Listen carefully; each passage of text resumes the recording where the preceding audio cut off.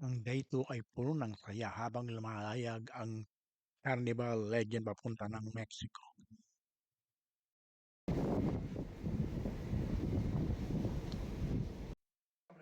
Ang araw-araw na mangyayari sa barko ay ibinigay ng ipinabatid ng mga staff. Sila ay nagbibigay araw-araw ng mga listahan ng mga ano ang maaaring gawin sa barko. So, sa araw na yun, nagbibigay sila ng mga listahan sa mailbox tuwing umaga. Ito ang karaniwang tanawin sa main lobby ng barko. Puro kasiyahan at kagalakan ang nadarama ng mga pasahero.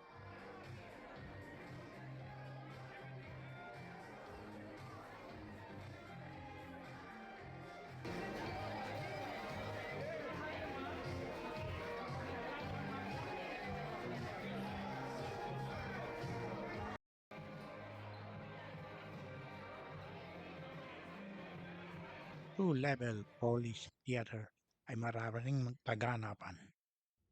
Dito ginaganap ang mga bingo. Mga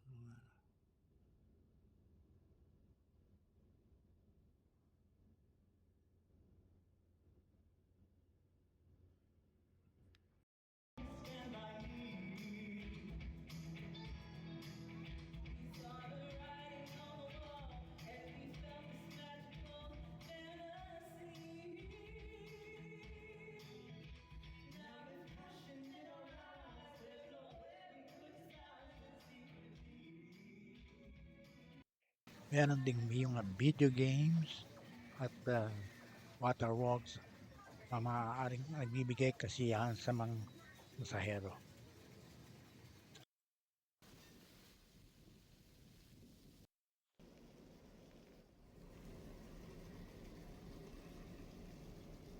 Meron kang paliguan din ng mga bata.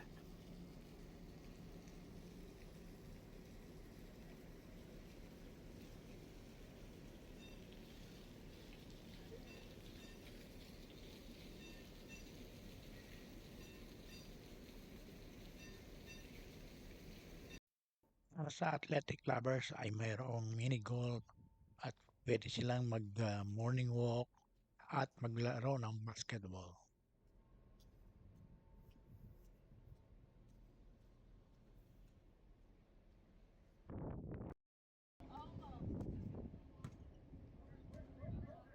Nagbibigay kasiyahan sa mga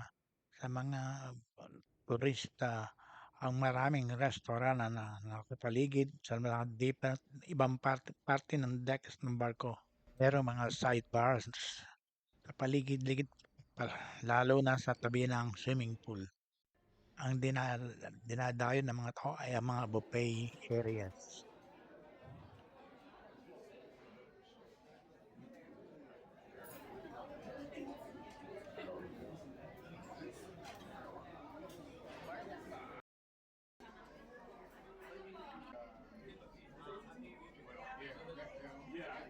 Breakfast.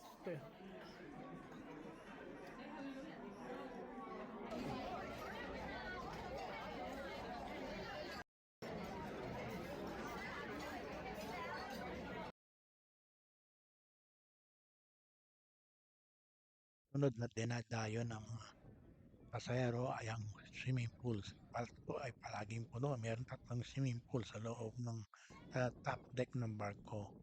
Sa may harap, sa gitna at sa may likod.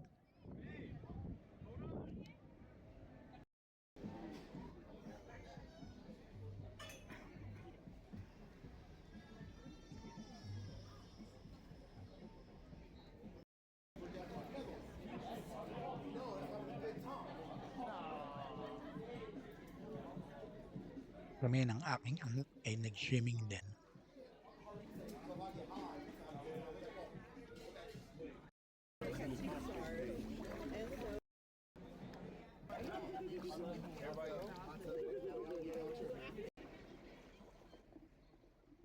Bukas na din ang iba't ibang shopping stores sa barko.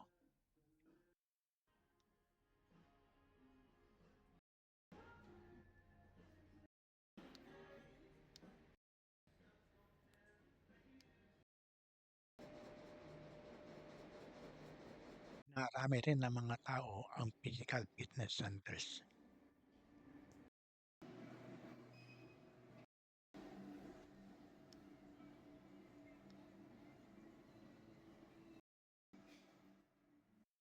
Sa mga pagod ay mayroong mga sauna para puntahan nila gabi bago matulog.